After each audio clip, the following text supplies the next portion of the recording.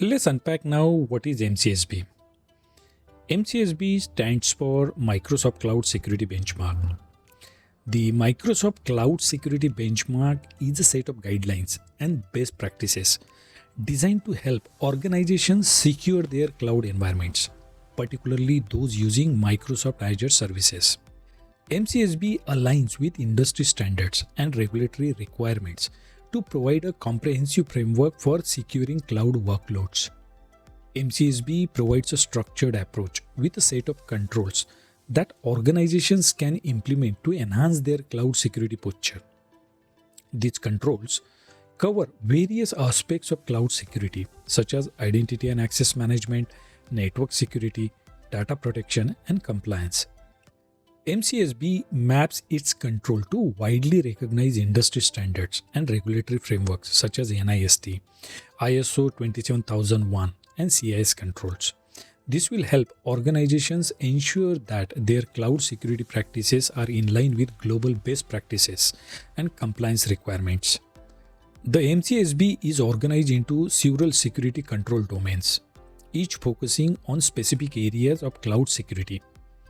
Key domains include network security, identity management, privilege access, data protection, asset management, logging and threat detection, incident response, posture and vulnerability management, endpoint security, backup and recovery, DevOps security, and the last one is governance and strategy. Network security focuses on securing and protecting networks. This includes securing virtual networks, setting up private connections, preventing and mitigating external attacks, and securing DNS. Identity management involves establishing secure identity and access controls using identity and access management systems. Key aspects include single sign-on, strong authentications, manage identities for applications, conditional access, and monitoring account anomalies. Privilege access aims to protect privileged access to your tenant and resources. It includes measures to secure your administrative model, administrative accounts, and privilege access workstation against both intentional and accidental risk. Data protection covers data protection at rest, in transit, and through authorized access mechanisms. These include discovering, classifying, protecting, and monitoring sensitive data assets using access control, encryption, key management, and certificate management. Asset management ensures security, visibility, and governance over your resources. This involves recommendations on permissions for security personnel, security access to asset inventory, and managing approvals for services and resources. Logging and threat detection focuses on detecting threats in the cloud and managing audit logs for cloud services.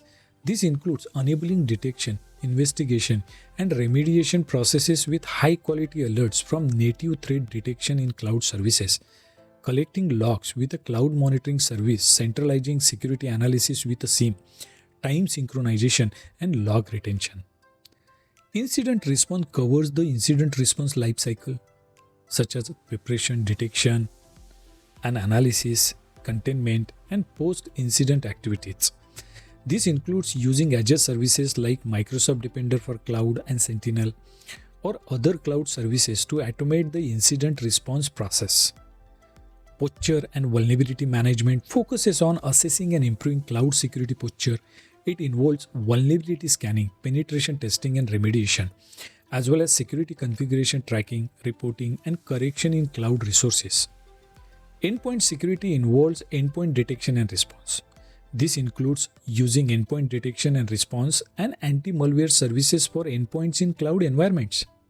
Backup and recovery ensures that data and configuration backups at different service tiers are performed, validated, and protected. DevOps security relates to security engineering and operations in the DevOps processes. This includes deploying critical security checks like static application security testing and vulnerability management before deployment to ensure security throughout the DevOps process. It also covers threat modeling and software supply security. Governance and strategy provides guidance for ensuring a coherent security strategy and documented governance approach. This includes establishing roles and responsibility for different cloud security functions, a unified technical strategy, and supporting policies and standards. For each security control domain, MCSB provides detailed implementation guidance, including recommended configurations, tools, and practices. This helps organizations understand how to effectively implement the controls in their Azure environments. By following MCSB guidelines, you as a cybersecurity architect can significantly improve organizations' cloud security posture, which reduce the risk of breaches and data loss. MCSB will help organizations meet various regulatory and compliance requirements and simplify the process of demonstrating compliance to auditors and regulators.